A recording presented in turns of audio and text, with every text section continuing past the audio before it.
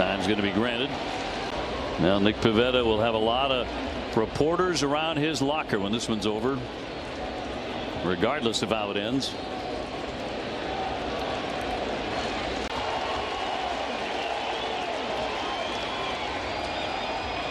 Swing and a miss. He struck him out. That's the ball game. 2-1 the final. Tampa Bay wins a close one. So the Red Sox drop to 80-80 on the season as they lose game 1 here tonight. Yeah, great performance from Nick Pivetta. Threw the ball great, and most likely his last start in a Red Sox uniform. Nick Pivetta's last 2 starts against Tampa Bay, he deserves better. Took the loss each time, giving up a total of 6 runs in 11 1/3 innings. The 3 home runs you remember last time around.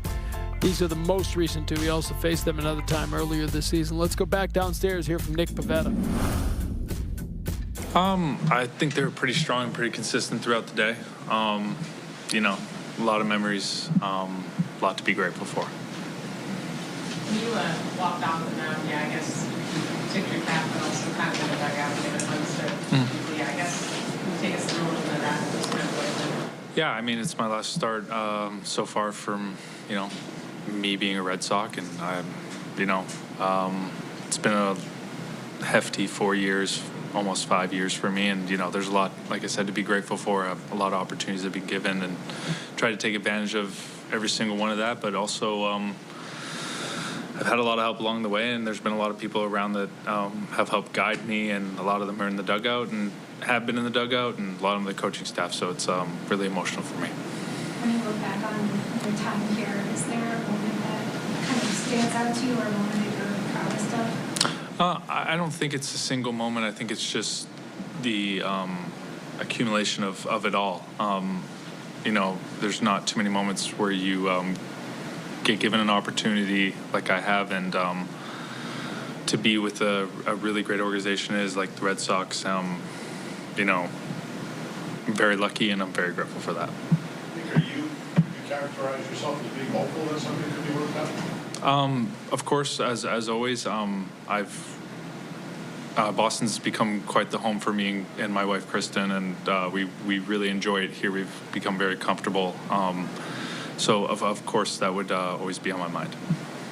You sort of mentioned it, but just like how different of a picture are you now compared to when you came over from the Phillies? Yeah, I mean, I would characterize myself as a completely different pitcher. I think the amount of growth that I've had in the 4 years, due to the fact of just the teammates, the coaches, the training staff, just the whole organization has helped me kind of guide me along my path, and then the adjustments that I've made, have kind of led me to this moment and what I'm kind of capable of. I think I haven't gotten to my ceiling yet, and I think there's a lot more. That 2020 season was strange for everybody. Mm-hmm. Could you have imagined that trade, at that time could have led to what's happening in the last 20 years? To be honest with you, I had no idea what was going on. It was a really tough time for, I think me in general, just overall, and I think for the world in general too. So to think that I could get so lucky to be in the seat I am today is something I'm just very happy about and very lucky for. Mm-hmm. I think you kind of sat in the dugout for a moment after you came off the mound. What were some of the thoughts kind of going through your mind at that time? A lot of the thoughts that I've just kind of just talked about, but also kind of just like soaking in the air and just enjoying the crowd and enjoying just being on the bench and being surrounded by my teammates, the coaching staff, and just enjoying a Red Sox game as well. I just enjoyed the run in 2021 a lot, judging by your emotions and stuff. Mm-hmm. How tough just these last 3 years, just not to be able to kind of, for the team not to be able to take that next step and get top?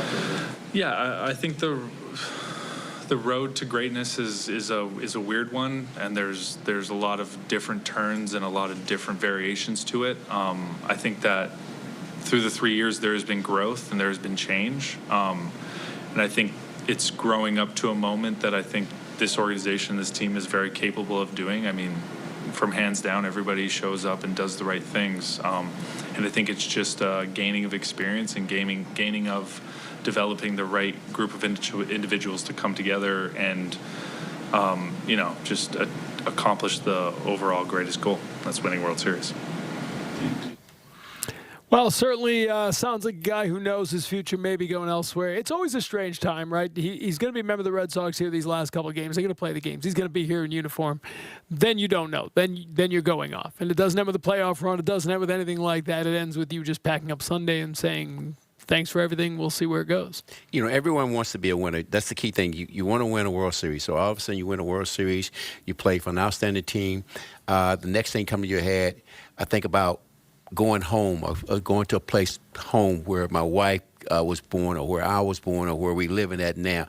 And the thing about it, you don't have to worry about the money, because once you become a free agent, you're going to get the money. Right. So now it's, honey, where you want to go. That's for the first time in your career, you have a little control over your destiny, and you work a long time to get to that. He's a guy who early on at Philadelphia kind of manipulated service time a little bit. When he first came here, they put him in the what was it called? The alternate training site during COVID, the alternate training facility where they held him back. So they have gotten every ounce out of him. He's going to get his now. He was at a spot in his career where he was coming up through with Philly and it was supposed to be a dude, right? And he got there and the stuff didn't work. He wasn't at that point in his career. He hadn't developed certain pitches well enough. He didn't throw enough strikes, and he felt like they gave up on him. And obviously they did. They traded him here, and he kind of got to create himself. And he had his ups and downs. His ups were very high. His lows were very low. That was his career. Pitched like Cy Young. Pitched like he'd never thrown a baseball before. That's just how he was.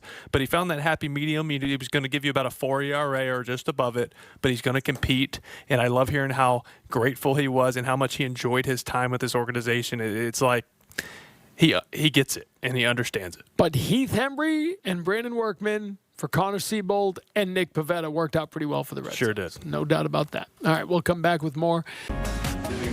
Excellent. Fastball command. Who at some point used both sides of the plate, went up, down. The walk put him in the bad spot. We were talking about that, but overall, a really good one.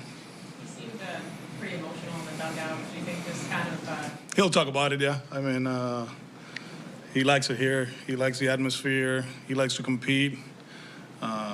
Towards the end, he was sitting there in my seat, whatever, if you want to call it.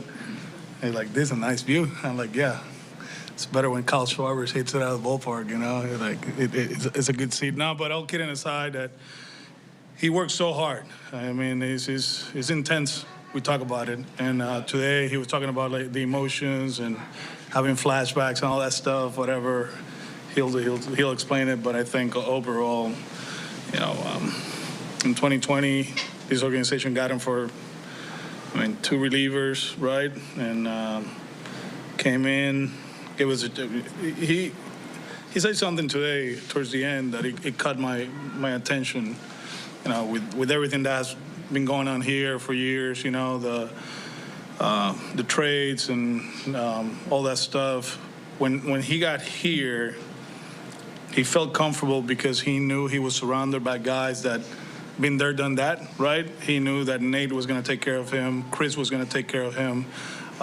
Eduardo, they had the experience of winning. And for him, it was just to show up here and just work, just stay quiet and follow them. And that was very interesting. I never saw it that way, and he was good. He was good for us. He is good for us. Alex, even though he hasn't necessarily been a winner like guys like that, how much, his experience with his team could be valuable for you if you're able to? We'll talk about that whenever we have to, but he's a veteran. He posed. He knows what it takes here, in the weight room, in the training room. He got demoted last year. He complained one day. And then the next day he showed up and he's like, I'm going to the bullpen, so he understands how this works. He's good for any team. Let's put it that way. Is there a performance of his that stands out to you? The breaking ball to Soto, that was a good one. That one will always be there. And then the game against Tampa, Kiermaier hits that ball to right center, the weird rule, and then we got out of it, and he was high stepping all the way to the dugout. So The Oakland one was good a few years ago. This year he struck out 10 in a row, right, or something like that early on. It's one of those, like, but coming out of the bullpen was always cool. I mean, he hated it, but he pitched a big one in Seattle last year. He went 8 out of the bullpen, no, he started actually, but he came from the bullpen and just ready to pitch, man. He's ready to pitch every day.